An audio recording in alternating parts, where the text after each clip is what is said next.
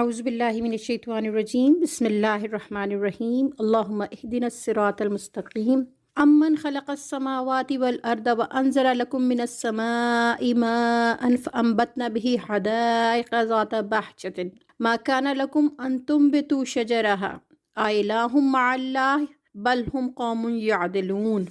بھلا وہ کون ہے جس نے آسمانوں اور زمین کو پیدا کیا اور تمہارے لیے آسمان سے پانی برسایا، پھر اس کے ذریعے سے وہ خوشنما باغ اگائے جن کے درختوں کا اگانا تمہارے بس میں نہ تھا۔ کیا اللہ کے ساتھ کوئی دوسرا خدا بھی ان کاموں میں شریک ہے؟ نہیں، بلکہ یہی لوگ راہ راست سے ہٹ کر چلے جا رہے ہیں۔ 20واں پارہ امن خلق، اس کا آغاز ہوتا ہے اور اس میں سورہ نمل کی بقیہ 33 آیات ہیں، سورہ قصص اور سورہ عنکبوت ہے۔ آیت نمبر 60 تا 82 کائنات کی چند نمایاں ترین حقائق کی طرف اشارہ کر کے کفار مکہ سے پے در پے سوالات کیے گئے ہیں کہ کیا یہ حقائق اس شرک کی شہادت دے رہے ہیں جس میں تم مبتلا ہو، یا اس توحید پر گواہ ہیں جس کی دعوت یہ قرآن دے رہا ہے اور اللہ کا رسول دے رہا ہے۔ اور انسان سے پوچھا گیا ہے کہ زمین اور آسمان کی تخلیق، باران رحمت کا نزول، خوشنما باغات، زمین کو جائے قرار بنانا، دریاؤں کی روانی، پہاڑوں کی مضبوطی، کھارے اور میٹھے پانی کا ایک ساتھ بہنا، درمیان میں پردے کا حائل ہونا، یہ سب کس کے کرشمے ہیں؟ کیا اللہ کے ساتھ کوئی اور معبود ہے جو بے قرار اور مضطرب کی دعا سننے والا ہو، جو دکھوں کا مداوع کرنے والا ہو، جو رزق دینے والا ہو؟ کیا اللہ کے سوا کوئی اور ہے؟ ان آیات میں 5 مرتبہ اس سوال کو دہرایا گیا ہے کہ کیا اللہ کے ساتھ کوئی اور خدا بھی ان کاموں میں شریک ہے؟ ان سب سوالوں کے جواب میں کوئی نہیں کہہ سکتا کہ اس قادر مطلق کے علاوہ کوئی اور ہستی ہے۔ وہی غیب کا علم رکھتا ہے اور اسی کو معلوم ہے کہ مردے کب اٹھائے جائیں گے۔ اس کے بعد انکار کرنے والوں کے اصل مرض پر انگلی رکھی گئی ہے، نشاندہی کی گئی ہے کہ جس چیز نے انہیں غفلت میں ڈال دیا ہے، اندھا بنا دیا ہے، وہ سب کچھ دیکھ کر بھی نہیں دیکھتے اور سب کچھ سن کر بھی نہیں سنتے، اصل میں وہ آخرت کا انکار ہے، جس کے باعث زندگی کے کسی مسئلے میں بھی سنجیدگی باقی نہیں رہتی۔ جب انسان کی زندگی کا مرکز و محور صرف یہ چند روزہ زندگی ہو اور آخرت کا کوئی تصور ہی نہ پایا جاتا ہو، تو پھر اس کے لیے سوال کی کوئی اہمیت نہیں رہتی کہ زندگی درست راستے پر ہے یا غلط راستے پر۔ پھر جیسے چاہو جیو، یہ ان کا مقصد حیات ہوتا ہے۔ کامیابی کا تصور ان کے لیے دنیا سے شروع ہو کر دنیا ہی پر ختم ہو جاتا ہے۔ اس وقت بھی انسانوں کی عظیم اکثریت کا مقصد زندگی بہترین دنیا کا حصول ہے۔ پڑھنا، لکھنا، کاروبار، بچوں کے اعلیٰ روزگار، اسٹیٹس اور ہائر ایجوکیشن برائے روزگار ہمیں ہلاک کر رہے ہیں۔ کیریئر کی دوڑ ہے، لیکن اخروی انجام کیا ہوگا؟ اور یہ کیسے انسان بن رہے ہیں؟ اللہ کے فرما بردار یا شیطان کے فرما بردار؟ ہم اس فکر سے بے پرواہ ہیں۔ یہ ساری نشانیاں بیان کر کے نبی کریم صلی اللہ علیہ وسلم کو تسلی دی گئی ہے کہ آپ صلی اللہ علیہ وسلم ان کی حرکتوں پر غمزدہ نہ ہوں، اللہ پر توکل کریں۔ یہ قرآن مومنین کے لیے تو ہدایت اور رحمت ہے، لیکن جو مسترد کر دیں ایسے مردہ اور اندھے بن جانے والوں کو گمراہی سے کوئی نہیں نکال سکتا۔ حقیقت ہے کہ جس نے قرآن سے ہدایت حاصل نہیں کی، پھر وہ کہیں سے سیدھا راستہ نہیں پا سکتا۔ آخری رکوع میں اللہ تعالیٰ نے اس میں پے در پے وہ باتیں ارشاد فرمائی ہیں جو لوگوں میں آخرت کا احساس بیدار کریں۔ اللہ تعالیٰ نے انبیاء علیہ الصلاۃ والسلام کو مبعوث فرمایا تاکہ لوگوں کو آخرت سے غفلت برتنے کے نتائج پر متنبہ کریں، انہیں وارن کریں، انہیں خبردار کریں اور انہیں اس کی آمد کا یقین دلائیں۔ اللہ تعالیٰ ارشاد فرماتے ہیں، اور کیا گزرے گی اس روز جب کہ سور پھونکا جائے گا اور ہول کھا جائیں گے وہ سب جو آسمانوں اور زمین میں ہیں، سوائے ان لوگوں کے جنہیں اللہ اس ہول سے بچانا چاہے گا، اور سب کان دبائے اس کے حضور حاضر ہو جائیں گے۔ آج تو پہاڑوں کو دیکھتا ہے اور سمجھتا ہے کہ خوب جمے ہوئے ہیں، مگر اس وقت یہ بادلوں کی طرح اڑ رہے ہوں گے۔ یہ اللہ کی قدرت کا کرشمہ ہوگا جس نے ہر چیز کو حکمت کے ساتھ استوار کیا ہے۔ وہ خوب جانتا ہے کہ تم لوگ کیا کرتے ہو۔ جو شخص بھلائی لے کر آئے گا اسے اس سے زیادہ بہتر صلہ ملے گا، اور ایسے لوگ اس دن کے ہول سے محفوظ ہوں گے، اور جو برائی لیے ہوئے آئے گا ایسے سب لوگ اوندھے منہ آگ میں پھینکے جائیں گے۔ کیا تم لوگ اس کے سوا کوئی اور جزا پا سکتے ہو کہ جیسا کرو ویسا بھرو؟ آخرت کے مراحل کی یہ زبردست منظر کشی دراصل اس لیے ہے کہ لوگ اس پر ایمان لے آئیں اور اس کے لیے تیاری کر لیں۔ جس طرح ایک شخص اپنی آنکھوں کے سامنے ایک کام ہوتے دیکھتا ہے، اور ساتھ ہی اللہ تعالیٰ نے پھر اس وقت کے حالات میں نبی کریم صلی اللہ علیہ وسلم کو تسلی دی ہے کہ ان لوگوں کا انجام قریب ہے۔ پھر قرب قیامت کی نشانی بیان کی گئی ہے کہ اللہ ایک جانور زمین سے نکالے گا جو ان لوگوں سے کلام کرے گا، دابۃ الارض۔ یہ انسانوں پر آخری حجت ہوگی، اور یہ اس وقت نکلے گا جب توبہ کے دروازے بند ہو جائیں گے۔ اللہ تعالیٰ اس سے پہلے ہم سب کو توبۃ النصوح کی توفیق عطا فرمائے اور اپنی اصلاح احوال کی توفیق عطا فرمائے۔ پھر سور پھونکا جائے گا، ہر امت میں سے لوگ فوج در فوج گھیر کر لائے جائیں گے، اور اللہ ان سے پوچھے گا کہ تم نے میری آیات پر غور کیے بغیر ہی نے جھٹلا دیا تھا۔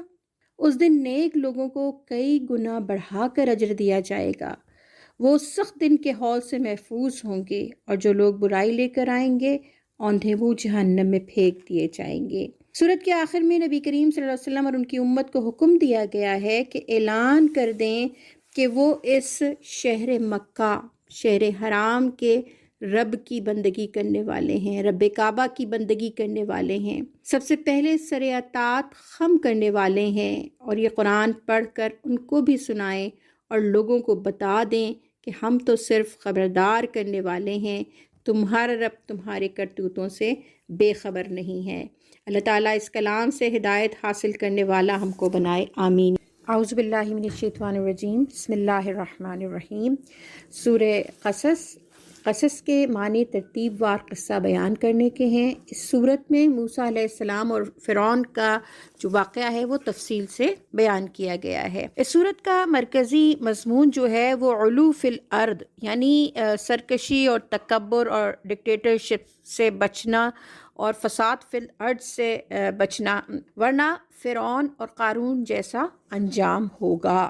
تمام انسانوں کے لیے نصیحت ہے، خصوصاً مقتدر قوتیں، حکمران طبقہ اس کا مخاطب ہے۔ اللہ تعالیٰ نے تمام انسانوں کو دعوت غور و فکر دی ہے کہ اللہ کی تدبیر پر غور کرو، اور جو کچھ یہ چالیں متکبرین چلتے ہیں ان پر بھی نظر ڈالو۔ اللہ کی تدبیر غالب آتی ہے، باطل قوتیں کتنی ہی طاقتور کیوں نہ ہوں ناکام ہو جاتی ہیں، اور اللہ کی مدد ہمیشہ اہل حق کے ساتھ ہوتی ہے۔ پچھلی سورت سورہ نمل میں دعوت توحید کے سلسلے میں ملکہ سبا کے مثبت رویوں کا ذکر تھا۔ سورج کی پوجا کرنے والی ملکہ نے اسلام قبول کر لیا۔ یہاں سورہ قصص میں فرعون، حامان، ان دونوں کے لشکروں اور قارون کے منفی رویوں کا ذکر ہے۔ ان سب کو عبرتناک بنا کر اللہ تعالیٰ نے ہلاک کر دیا۔ علو فی الارض اس سورت کا مرکزی مضمون ہے اور قرآن مجید کی ایک خاص اصطلاح ہے جو متکبر حکمرانوں اور ڈکٹیٹرز کے لیے مخصوص ہے۔ یہ لوگ جو خوف خدا اور قانون خدا سے بے نیاز ہو کر اللہ کے اختیارات اپنے ہاتھ میں لے کر زمین پر خود خدا بننے کی کوشش کرتے ہیں۔ سورت کے آغاز ہی میں فرعون کے خلاف فرد جرم عائد کرتے ہوئے اسے علو فی الارض کا مجرم قرار دیا گیا ہے۔ آیت نمبر 4 میں اللہ نے فرمایا ان فرعون علا فی الارض۔ پھر اس سورت کے اختتام پر یہ بتایا گیا ہے کہ علو فی الارض کے جرم کے سبب ہی یہ دنیا میں ہلاک کیا گیا اور آخرت میں جنت کے گھر سے بھی محروم رہے گا۔ تلک الدار الآخرۃ نجعلها للذین لا یریدون علوا فی الارض ولا فسادا ولا عاقبۃ للمتقین۔ اور اس آیت میں متقین کا جو لفظ آیا ہے یہاں وہ حکمران مقصود ہیں جو اللہ کے خلیفہ بن کر اللہ کے قانون کے ماتحت حدود و قیود میں رہتے ہوئے اور اللہ کی نافرمانی سے بچتے ہوئے اپنے اختیارات کو استعمال کرتے ہیں اور اختیارات کے ناجائز استعمال ابیوز آف پاور اور فساد سے بچتے ہیں۔ یعنی یہاں اللہ تعالیٰ نے دو طرح کی لیڈرشپ ہمارے سامنے رکھی ہے اور دونوں کا فرق بتا دیا کہ کون انسانیت کے لیے خیر خواہ ہوتا ہے اور کون انسانوں کو تباہ کرنے والا ہوتا ہے۔ اس صورت میں علو فی الارض ابتدا میں بھی آیا ہے اور اختتام پر بھی۔ استکبار فی الارض بھی قرآن کی ایک خاص اصطلاح ہے جو اس صورت میں آئی ہے اور یہ سرکش متکبر ڈکٹیٹرز کے لیے ہی ہے۔ اللہ نے فرمایا فرعون اور اس کے لشکروں نے زمین پر ناحق تکبر سے کام لیا۔ واستکبر ہوا وجنودہ فی الارض بغیر الحق، یعنی یہاں جنود کا لفظ بھی قابل توجہ ہے۔ استکبار انفرادی نہیں تھا بلکہ فرعون اور اس کے تمام لشکر اور اس کے اہم ترین کمانڈرز کی یہ ایک اجتماعی منٹالٹی تھی۔ طاقت اور عسکری قوت کا نشہ انسان کو دوسرے لوگوں کی تذلیل پر اکساتا ہے۔ فرعون اور اس کے عسکری اور سیاسی معاونین کو قرآن نے فاسق یعنی بدکار، بدعمل اور نافرمان کہا ہے۔ اسی طرح سورہ قصص میں دو قسم کی قیادتیں اور امامتیں لیڈرشپس کا فرق واضح کیا گیا ہے، یعنی امام اور لیڈرز جو ہیں وہ جنتی بھی ہو سکتے ہیں اور جہنمی بھی ہو سکتے ہیں۔ حضرت موسیٰ علیہ السلام، حضرت ہارون علیہ السلام کی قیادت ایک صالح قیادت تھی۔ اللہ تعالیٰ چاہتا تھا کہ بنی اسرائیل کے ان ضعیف مظلوموں پر احسان کرے اور انہیں دنیا میں امام اور وارث بنائے۔ چنانچہ آیت نمبر 5 میں آتا ہے ہمارے سامنے وَنُرِيدُ أَن نَّمُنَّ عَلَى الَّذِينَ اسْتُضْعِفُوا فِي الْأَرْضِ وَنَجْعَلَهُمْ أَئِمَّةً وَنَجْعَلَهُمُ الْوَارِثِينَ۔ اس کے برخلاف فرعون اینڈ کمپنی کی امامت اور قیادت لوگوں کو جہنم کی طرف دعوت دینے والی فاسق اور بد عمل لیڈرشپ تھی، اور ان کے تکبر کی وجہ سے وہ ایسے لیڈرز بن گئے تھے جو جہنم کی طرف دعوت دینے والے تھے۔ وَجَعَلْنَاهُمْ أَئِمَّةً يَدْعُونَ إِلَى النَّارِ۔ فرعون تکبر اور گمراہی کی انتہا پر تھا، یہاں تک کہ اس نے خدائی کا دعویٰ کیا۔ وقال فرعون یا ایھا الملأ ما علمت لکم من الہ غیری، اور فرعون نے کہا اہل دربار میں تو اپنے سوا تمہارے کسی خدا کو نہیں جانتا۔ اللہ نے کہا انہ لا یفلح الظالمون، حق یہ ہے کہ ظالم کبھی فلاح نہیں پاتے۔ اس وقت کے حالات میں ایک جانب کفار مکہ کے ان الزامات کو رفع کیا گیا ہے جو وہ نبی کریم صلی اللہ علیہ وسلم کی رسالت پر کر رہے تھے، اور ان عذرات کی نفی کی گئی ہے جو ان کے ایمان لانے میں رکاوٹ تھے، جبکہ دوسری جانب مومنین کو تسلی دی جا رہی ہے۔ اسی طرح کے حالات تھے جب سرکش اور جابر فرعون کے مقابلے میں موسیٰ علیہ السلام ایک شیر خوار بچے کی صورت میں آئے جن کے پاس کوئی قوت اور طاقت نہ تھی بلکہ زندہ رہنے کے لیے کوئی جائے پناہ بھی نہ تھی، لیکن فرعون اپنی تمام قوتوں کے باوجود اس ناتواں بچے کو نہ پکڑ سکا، کیونکہ اللہ رب العزت کی عظیم اور حقیقی قوت اس کی نگرانی کر رہی تھی اور اللہ کی تدبیر اس پر ہم غور کریں۔ اسی طرح اللہ اپنی نبی صلی اللہ علیہ وسلم اور مومنین کی پشت پر بھی ہے۔ قصے کا آغاز فرعون کے ظلم کے بیان سے کیا گیا ہے۔ فرعون متکبر، سرکش، فسادی اور نسل کش حکمران تھا۔ زمین میں بڑا بنتا تھا، اپنے شہریوں کو تقسیم کر کے ڈیوائڈ اینڈ رول کی پالیسی پہ عمل کر کے اپنی حکومت، اپنے اقتدار کو مضبوط کرتا تھا۔ بنی اسرائیل کو غلام بنا کر رکھا ہوا تھا اور ان کے لڑکوں کو ہلاک کرتا تھا، اس خوف سے کہ بنی اسرائیل کا کوئی بیٹا اس کے ظالمانہ اقتدار کے لیے چیلنج نہ بن جائے، جبکہ اللہ کا منصوبہ یہ تھا کہ دنیا کی امامت اس مظلوم اور ضعیف بنی اسرائیل کے حوالے کی جائے۔ بین السطور اہل مکہ کو بتایا جا رہا ہے کہ آج کے مظلوم مسلمان کل کو اس دنیا کے امام بنیں گے، اور رہتی دنیا تک تمام انسانوں کے لیے اللہ کا پیغام یہ ہے کہ جو اللہ کے راستے پہ کھڑا ہوتا ہے، بے شک وہ کمزور ہو مادی وسائل اور اختیارات کے لحاظ سے، لیکن بالآخر اللہ کی تدبیر اسی کے حق میں غالب آتی ہے اور وہی امامت کے منصب کو پہنچایا جاتا ہے۔ اس کے بعد موسیٰ علیہ السلام کے بچپن کی داستان رقم کی گئی ہے۔ ان کی والدہ نے فرعون کے ڈر سے دریا کی موجوں کے حوالے کر دیا تھا، ان کو دریا کے ذریعے اللہ نے فرعون کے دربار میں پہنچا دیا، اور اللہ کی تدبیر پر غور کیجئے لیجئے کہ ایک جانب اللہ نے ان پر ان کے دلوں میں محبت انڈیل دی اور ملکہ نے انہیں اپنا بیٹا بنا لیا، دوسری جانب اس شیر خوار بچے کے حوالے سے اللہ نے ان کے ماں کے دل کو بھی سکون پہنچایا اور ان کو واپس اپنی ماں کے پاس کس تدبیر سے پہنچایا کہ تمام خواتین کا دودھ پینے سے انہوں نے انکار کیا اور صرف اپنی ماں کا دودھ قبول کر لیا، اور اللہ نے خود فرمایا کہ ایسے اس لیے کیا کہ اس کی آنکھیں ٹھنڈی ہوں اور وہ غمگین نہ ہو اور جان لے کہ اللہ کا وعدہ سچا ہے، مگر اکثر لوگ اس بات کو نہیں جانتے۔ وہ شاہی محل میں پلنے لگے۔ فرعون اور اس کی فوج اس مستقبل سے بے خبر تھی جو اللہ نے طے کر دیا تھا۔ اللہ کی مشیت سے کوئی نہیں لڑ سکتا اور کس کی چالیں اس کے مقابلے میں کامیاب ہو سکتی ہیں، بالآخر اللہ ہی کی چال غالب آتی ہے۔ پھر آیت نمبر 21 تا 28 میں ایک قتل حضرت موسیٰ علیہ السلام سے غلطی سے جو ہو گیا تھا، اس کی وجہ سے وہ مصر سے نکل کر مدین جانے کا باعث بن گیا اور اللہ سے انہوں نے توبہ کی اور اللہ نے ان کو معاف کر دیا۔ یہاں بھی فرعون کے کارندوں نے ان کا پیچھا کیا، لیکن جس اللہ نے پہلے انہیں بچایا تھا اس کی قوتیں اب بھی ان کے ساتھ تھیں۔ قدرت کو ان سے بہت بڑا کام لینا تھا۔ مدین پہنچنے پر ان کی اعلیٰ اخلاقی قدریں سامنے آتی ہیں، کمزوروں کی مدد کرنے والے ہیں۔ وہ کنویں پر جانوروں کو پانی پلانے کی بھیڑ میں کمزور لڑکیوں کی بکریوں کو پانی پلاتے ہیں اور خود اللہ کی طرف رجوع کرتے ہیں، ربی انی لما انزلت الی من خیر فقیر، کہ اے اللہ میں تیرے فضل و کرم کا محتاج ہوں۔ اللہ کو ان کی یا نیکی جو ہے وہ اتنی بھاتی ہے اور اللہ ان کی نیکی کو ہی سبب بناتا ہے، اور ان میں سے ایک لڑکی اپنے والد کی طرف سے اجرت کے لیے بلانے کا پیغام لے کر آتی ہے۔ اللہ تعالیٰ نے خاص طور پر اس کے باحیا ہونے کا ان آیات میں ذکر کیا ہے اور ہمیں یہ سمجھایا ہے کہ حیا مومن عورت کا جوہر اور زیور ہے۔ اسی طرح اللہ نے ان کے لیے سامان قیام کیا اور خاندان کا بھی انتظام کیا، یعنی ان کا نکاح بھی یہیں پر ہوا۔ وہ 10 سال مدین میں رہے اور اللہ تعالیٰ نے ان کی جو صالح قائدانہ صفات تھیں ان کا بھی ذکر کیا ہے اس طرح سے، ان خیر من استاجرت قوی الامین، یعنی بہترین آدمی جسے آپ ملازم رکھے وہی ہو سکتا ہے جو مضبوط اور امانت دار ہو۔ آیات 29 تا 42 میں حضرت موسیٰ کا مدین سے واپسی کا سفر ہے۔ یہ سفر جو تھا حضرت موسیٰ علیہ السلام کی منصب نبوت پر سرفرازی کا ذریعہ بن گیا کہ وہ اپنے خاندان کے لیے آگ لینے گئے تھے، یعنی وہ کچھ حرارت کا سامان کرنے گئے تھے اور وہاں اللہ رب العزت نے ان کو نبوت سے سرفراز فرمایا۔ اللہ نے ان کو معجزات عطا کیے، عصا اور ید بیضا کے معجزات، اور پھر فرعون سے ان کی مارکہ آرائی اور فرعون اور اس کے اہلکاروں کا انجام بتایا گیا ہے۔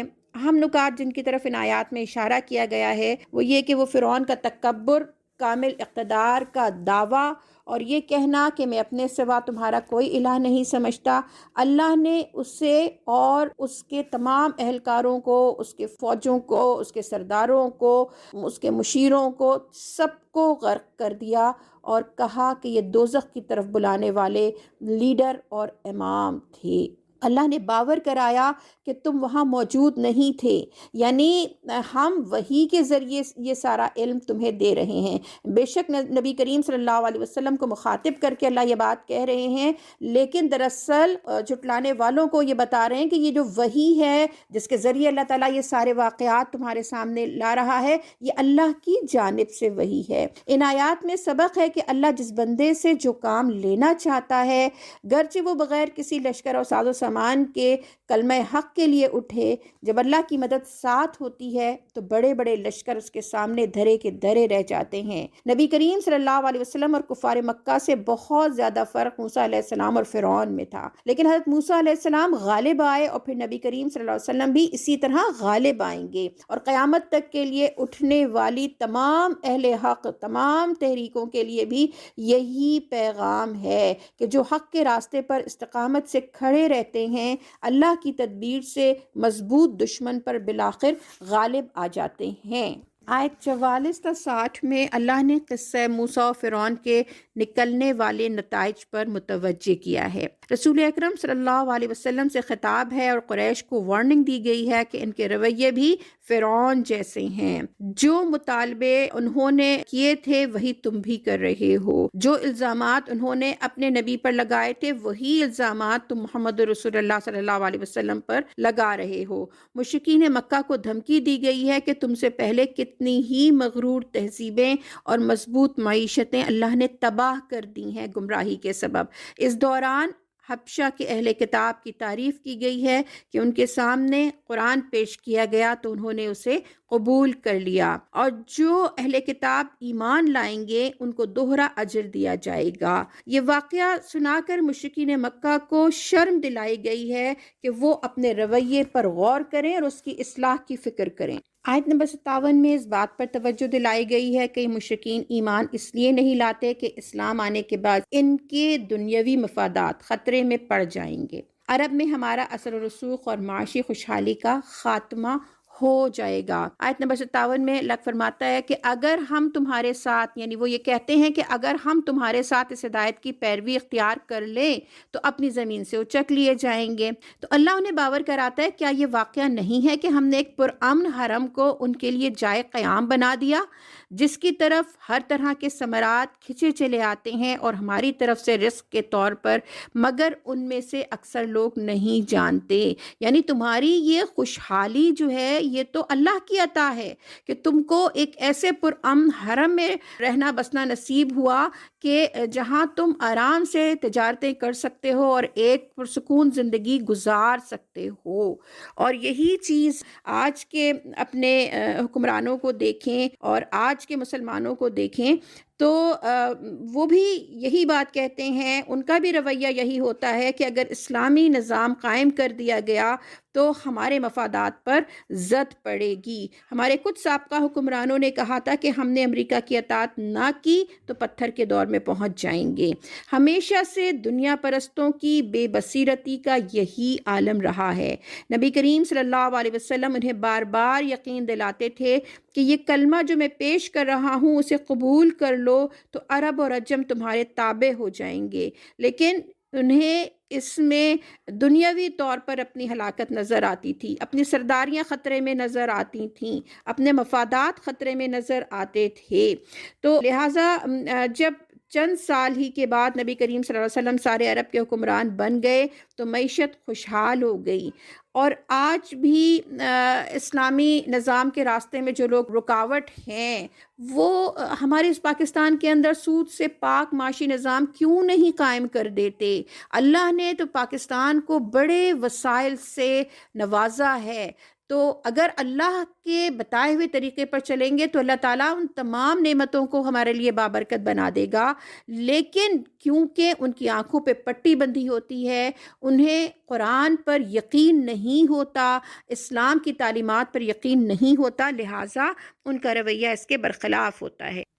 اسلام دشمن قوتیں جس طرح کے اعتراضات کرتی ہیں وہ یہ کہ اگر اسلامی نظام نافذ ہو گیا تو معیشت کا کیا ہوگا، تو کاروبار کا کیا ہوگا، تو میڈیا میں جو کچھ پیش کیا جا رہا ہے اس کا کیا ہوگا، اور خواتین کے حقوق کیا ہوں گے۔ تو اس طرح کے شکوک و شبہات پیدا کیے جاتے ہیں، حالانکہ اسلام اللہ کا بنایا ہوا دین ہے جو خیر ہی خیر لاتا ہے انسانیت کے حق میں، اور تاریخ اس پر گواہ ہے کہ محمد رسول اللہ صلی اللہ علیہ وسلم اور خلفائے راشدین نے جب اسلام کو قائم کر دیا تو امن اور خوشحالی آئی، اور یعنی اسلامی مملکت جو ہے اس نے وسعت پائی۔ خالق و مالک کے پیغام کو جھٹلانے اور اس کے نظام کو نہ اپنانے والی بڑی بڑی سپر پاورز بھی بالآخر فنا ہو گئیں، جن کو اپنی معیشتوں پر، اپنی عسکری قوتوں پر، اپنی سیاسی عروج پر بہت ناز تھا۔ تو آج کی دنیا کے لیے بھی ان آیات کے اندر بڑا پیغام ہے۔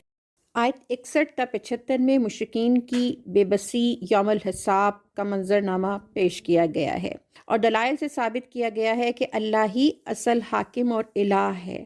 دنیا میں بھی دن اور رات اس کے قبضہ قدرت میں ہیں، اور روز محشر بھی ہر امت سے گواہ کھڑا کر کے باز پرس کرے گا، یعنی انبیاء علیہ السلام کو ان قوموں پر بطور گواہ پیش کیا جائے گا اور یہ مشرکین وہاں کوئی جواب نہیں دے سکیں۔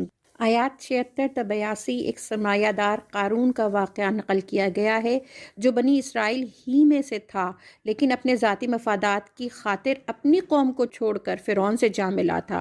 بہت دولت مند تھا، اس کے خزانوں کی چابیاں ایک طاقتور جماعت بمشکل اٹھا سکتی تھی۔ اس نے دولت پر فخر کیا اور اپنے معاشی مفادات کے لیے ظالم حکمرانوں کا ساتھ دیا، اللہ سے سرکشی کی، اور جب اس کی قوم کے لوگوں نے اس سے کہا کہ بھول نہ جا، اللہ بھولنے والوں کو یعنی متکبرین کو، دولت پہ غرور کرنے والوں کو پسند نہیں کرتا، اور جو مال اللہ نے تجھے دیا ہے، مال اللہ نے دیا ہے، اس سے آخرت کا گھر بنانے کی فکر کر اور دنیا میں سے بھی اپنا حصہ فراموش نہ کر، احسان کر جس طرح اللہ نے تیرے ساتھ احسان کیا ہے، اور زمین میں فساد برپا کرنے کی کوشش نہ کر، اللہ مفسدین کو پسند نہیں کرتا۔ تو جواباً اس نے یہ کہا کہ یہ دولت مجھے میرے علم کی بنا پر ملی ہے، میں اتنا ذہین ہوں، میں اتنا باصلاحیت ہوں، میں نے محنت کی ہے تو یہ دولت مجھے ملی ہے، اس میں اللہ کے احسان کی کیا بات ہے؟ بالآخر اللہ نے اس کے گھر سمیت اس کو زمین میں دھسا دیا، اور فرعون کی سیاسی اور عسکری قوت کوئی اس کی مدد نہیں کر سکی۔ کل تک جو دنیا پرست اس کی دولت پر رشک کر رہے تھے، آج اس کے انجام پر افسوس کرنے لگے۔ جب ہی اللہ تعالیٰ فرماتا ہے کہ وہ آخرت کا گھر تو ہم ان لوگوں کے لیے مخصوص کر دیں گے جو زمین میں اپنی بڑائی نہیں چاہتے اور نہ فساد کرنا چاہتے ہیں، اور انجام کی بھلائی متقین ہی کے لیے ہے۔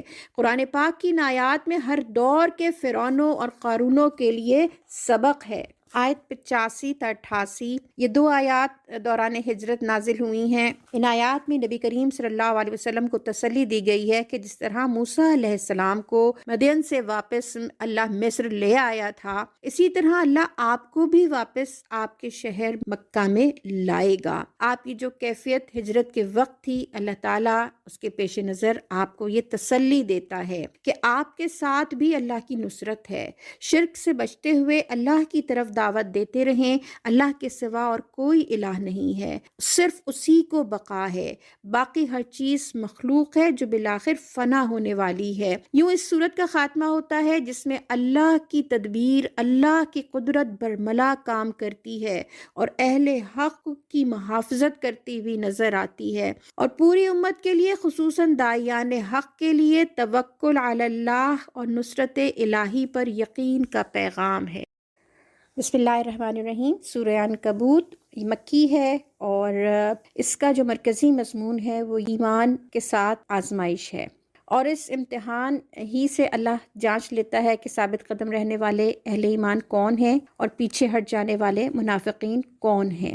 یعنی دہلیز کو چوم کر چھوڑ دیا، دیکھا کہ یہ پتھر بھاری ہے۔ جو آزمائشوں سے ڈر کر دنیا کی آسانیوں کو ہی بہتر اپنے لیے سمجھتے ہیں، اللہ کہتا ہے جنت ان کو نہیں مل سکتی۔ اللہ کی جنت بہت قیمتی ہے۔ اللہ نے اس جنت کو نبی کریم صلی اللہ علیہ وسلم کی حدیث کے مطابق آزمائشوں سے اور مشکلات سے گھیر دیا ہے، اور وہ انہی کو ملے گی جنہوں نے ایمان کے تقاضے پورے کیے ہوں گے اور آزمائش میں استقامت کے ساتھ اپنے ایمان پر ثابت قدم رہیں گے۔ اللہ فرماتا ہے وَلَا يَعْلَمَنَّ اللَّهُ الَّذِينَ آمَنُوا وَلَا يَعْلَمَنَّ الْمُنَافِقِينَ، اور اللہ کو تو ضرور یہ دیکھنا ہی ہے کہ ایمان لانے والے کون ہیں اور منافق کون ہیں۔ عنکبوت سے مراد مکڑی ہے۔ اس صورت میں مکڑی کے گھر کا ذکر کیا گیا ہے اور اس کے ذریعے مسلمانوں کو دعوت غور و فکر دی گئی ہے۔ یہ اس دور میں نازل ہوئی جب مسلمانوں پر ظلم و ستم عروج پر تھا اور انہیں طرح طرح سے اذیتیں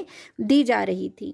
مکے میں خوف اور دہشت کا ماحول تھا، جس کی وجہ سے کمزور ایمان والے نبی کریم صلی اللہ علیہ وسلم کی صداقت کے قائل ہونے کے باوجود ایمان لانے سے ڈرتے تھے، یعنی ایمان کے جو تقاضے تھے ان کو پورا کرنے سے ڈرتے تھے۔ ان حالات میں اگرچہ صحابہ اکرام رضوان اللہ علیہم اجمعین کے عزم و ثبات میں کوئی فرق نہیں آیا، لیکن بعض اوقات شدید اضطراب کی کیفیت طاری ہو جاتی تھی کہ اللہ کی مدد کب آئے گی، ان حالات میں ہی سورہ عنکبوت نازل ہوئی ہے۔ ابتدائی آیات 1 تا 7 اللہ تعالیٰ کہتا ہے کیا لوگوں نے یہ سمجھ رکھا ہے کہ وہ صرف اتنا کہنے پر چھوڑ دیے جائیں گے کہ ہم ایمان لائے اور انہیں آزمایا نہ جائے گا؟ یعنی ایمان چند کلمات کا نام نہیں ہے جو زبان سے نکال دیے جائیں، بلکہ وہ حقیقت ہے جس کے اپنے تقاضے ہیں، وہ ایک امانت ہے جس کی کچھ ذمہ داریاں ہیں۔ اسی لیے ایمان لانے والوں کو آزمایا جائے گا، جانچا جائے گا کہ وہ اپنے دعوے کی صداقت میں کتنے صحیح ہیں۔ اللہ کی جنت یقیناً بہت قیمتی ہے اور صرف زبانی دعوے پر مل جانے والی چیز نہیں ہے۔ اللہ کو دیکھنا ہوگا کہ اس کی رضا کے خاطر کون قربانیاں دیتا ہے، کون مشکلات میں صبر کرتا ہے، کون کون اللہ کے رنگ میں رنگ جاتا ہے، اپنا طرز زندگی بدل لیتا ہے، پورے کا پورا اسلام میں داخل ہو جاتا ہے، دین کی خاطر کھڑا ہوتا ہے۔ صحابہ رضوان اللہ علیہم اجمعین اس بات کو سمجھتے تھے، اسی وجہ سے اپنے جان و مال کو اللہ کے لیے، اللہ کا کلمہ سر بلند کرنے کے لیے کھپا دیا انہوں نے۔ آج کا مسلمان ہم اس دھوکے کا شکار ہیں کہ ہم عمل کریں یا نہ کریں، ہمارا دائرہ اسلام میں داخل ہونا ہی جنت کی ضمانت ہے، جبکہ اللہ تعالیٰ کہتا ہے کہ وہ ضرور امتحان لے گا، وہ کھرے اور کھوٹے کو واضح کر دے گا۔ اور اللہ نے کہا کہ دراصل جد و جہد میں ہی زندگی ہے، جو کوئی مجاہدہ کرے گا اپنے نفس سے کرے گا، باہر کے دشمن سے کرے گا، جو اسلام پر عمل کرنے کے لیے کوئی مشکل اٹھائے گا، یہ ساری جد و جہد انسان کی بھلائی کے لیے ہے۔ آج ہم اپنی زندگیوں کا جائزہ لیں کہ اللہ کے احکامات کے مقابلے میں ہم کبھی رشتہ داریوں کو، کبھی سوسائٹی ٹرینڈز کو اور کبھی مختلف قسم کے پریشرز کو اہمیت دے رہے ہوتے ہیں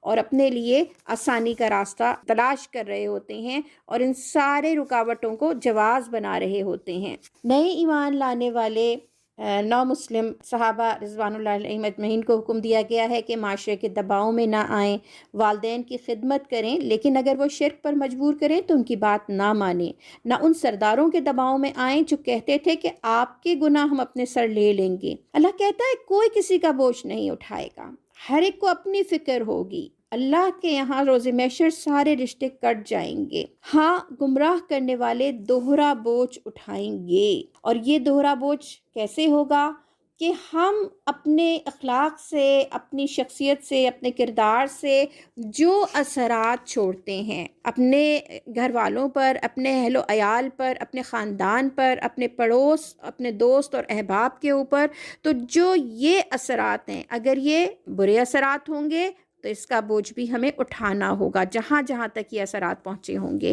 ان کا بوجھ بھی اٹھانا ہوگا۔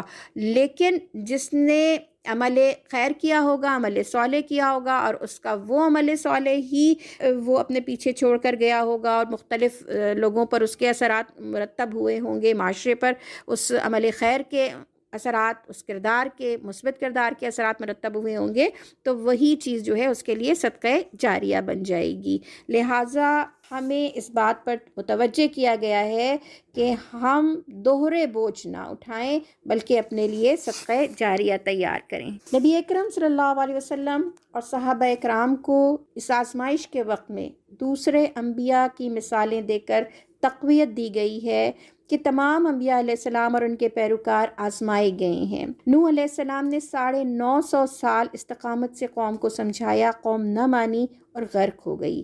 ابراہیم علیہ السلام نے قوم کو بت پرستی سے منع کیا، توحید اور تقوی کی دعوت دی، آگ میں ڈالے جانا گوارا کر لیا، ہجرت کر لی، ملک چھوڑ دیا، لیکن اللہ کے راستے سے نہ ہٹے اور استقامت اختیار کی۔ یعنی اللہ نے اپنے دوست کو بھی آزمایا، ابراہیم خلیل اللہ آزمائے گئے۔ لوط علیہ السلام کی بے بسی کا ذکر ہے کہ کس طرح بے حیا قوم جو ہے وہ سرعام فحش کام کرتی تھی، نبی علیہ السلام کی بات نہیں مانتی تھی۔ حضرت شعیب علیہ السلام نے کہا کہ اللہ کی بندگی کرو، آخرت کا خیال کرو، زمین میں فساد برپا نہ کرو، ناپ تول میں کمی نہ کرو، یہ کرپشن نہ کرو۔ قوم ان کی بات ماننے کے بجائے ان کی جان کی دشمن ہو گئی اور آپ کو اس بستی سے، ملک سے نکال دینے کی دھمکی دی۔ عاد اور سمود، فرعون اور قارون، حامان، سب کی سرکشی کا اللہ ذکر کرتا ہے کہ ان کے نبی علیہ السلام دعوتیں دیتے رہے لیکن قومیں نہ مانی اور آخرکار اپنے انجام سے دو چار ہوئیں، اور پھر کسی کو تیز آندھی سے ہلاک کیا گیا، کسی کو دھماکے سے، کسی کو زمین میں دھنسا کر، کسی کو غرق کر کے زمین کو ان کے بوجھ سے پاک کر دیا گیا۔ اور یہ ان تمام آیات کے اندر، ان تمام واقعات کے اندر ہمارے لیے درس عبرت ہے۔ آیت 41 سے 43 اللہ تعالیٰ تمام گمراہ تباہ ہونے والی اقوام کا ذکر کرتے ہوئے کہتا ہے کہ جنہوں نے اللہ کو چھوڑ کر دوسرے سہاروں پر بھروسہ کیا، ان کے سہارے مکڑی کے جالے ثابت ہوئے۔ اللہ کے سوا سارے سہارے مکڑی کے جالے کی مانند ہیں۔ کاش ہم یہ بات سمجھ سکیں۔ اب تک ہم تقریباً 2/3 قرآن کو پڑھ چکے ہیں، اور ہم نے یہ دیکھا کہ اللہ نے ہمیں قرآن کے ذریعے مکمل نظام زندگی دیا ہے، یعنی اس کی ہدایات ہمیں عطا فرمائی ہیں، اخلاقی نظام کی شکل میں، معاشرتی نظام، عائلی نظام، معاشی نظام، سیاسی اور قانونی نظام، عدالتی نظام، ایک مکمل نظام زندگی اللہ تعالیٰ نے ہمیں اس قرآن کے ذریعے سے اس کی رہنمائی فرمائی ہے۔ مگر اس کے بالمقابل اگر ہم دنیا کی قوتوں نے اپنی عقل اور محدود علم کی بنیاد پر جو نظام زندگی تشکیل دیے ہیں ان کو فالو کرتے ہیں، تو غور کرنے کی بات یہ ہے کہ انسانوں کے خود ساختہ نظام پائیدار ہیں یا اللہ جو ہمارا خالق و مالک ہے وہی ہمارا خیر خواہ ہے، اس کا دیا گیا نظام زندگی پائیدار ہے اور دنیا اور آخرت کے لحاظ سے فروٹفل ہے، اس کے نتائج بہتر ہیں۔ جبکہ انسانوں کی تخلیق کردہ تھیوریز، فلاسفیز، ریسرچز ہر آن تبدیل ہوتے رہتے ہیں، یہ مکڑی کے جالے کی طرح کمزور اور انسانوں کے لیے دنیا اور آخرت میں تباہی کا باعث ہیں۔ دراصل اللہ تعالیٰ ہمیں یہ دعوت دیتا ہے کہ اس ناپائیدار یعنی نظام زندگی کو اختیار کرنے کے بجائے اللہ کی طرف آؤ، اللہ کا دیا گیا نظام اختیار کرو کہ جس کے اندر پائیداری ہے۔ آج مسلمان قومیں غالب قوتوں کے خوف سے اللہ کو چھوڑ کر طاغوتی طاقتوں کے دامن سے چمٹی ہوئی ہیں اور تیزی سے تباہی کی طرف جا رہی ہیں۔ لوگ اس بات کو بھول جاتے ہیں کہ دنیا کی ان حقیر اور ظاہری قوتوں کے پاس پناہ لینا، ان کے دامن سے وابستہ ہونا، ان کے نظام زندگی کو قبول کرنا اور اس اصلی قوت کو بھول جانا جو ان کو پیدا کرنے والی ہے۔ اسی طرح جیسے کوئی تارے عنکبوت کو سہارا بنائے، مکڑی کا جالا بہت ڈیٹیلنگ ہوتی ہے اس کی اور بڑا بنا ہوا ہوتا ہے اور بڑا اس طرح کا ہوتا ہے، لیکن بالکل ہلکا پھلکا ایک ہوا کا جھونکا اس کو تتر بتر کر دیتا ہے۔ تو بالکل اسی طرح انسانوں کے بنائے گئے نظام زندگی، انسانوں کی تھیوریز، یہ سب کچھ جو ہیں وہ ناپائیدار ہیں۔ یاد رکھیں کہ پناہ صرف اللہ کی ہے جو قوی ہے، جو پناہ دینے والا ہے۔ اللہ تعالیٰ قرآن میں اس حقیقت کو طرح طرح سے سمجھاتا ہے اور پھر خود ہی فرماتا ہے کہ ان حقیقتوں کو وہی لوگ سمجھتے ہیں جو علم اور عقل والے ہیں۔ یاد رکھیں اللہ نے زمین و آسمان کا نظام حق پر قائم کیا ہے، نہ کہ باطل پر۔ 20ویں پارے کی دعا ہے قال رب انی ظلمت نفسی فاغفر لی فغفر لہ انہ هو الغفور الرحیم۔ اے ہمارے پروردگار، ہم نے اپنے آپ پر ظلم کیا، آپ ہمیں بخش دیجئے، تو اللہ نے ان کو بخش دیا، بے شک وہ بخشنے والا مہربان ہے۔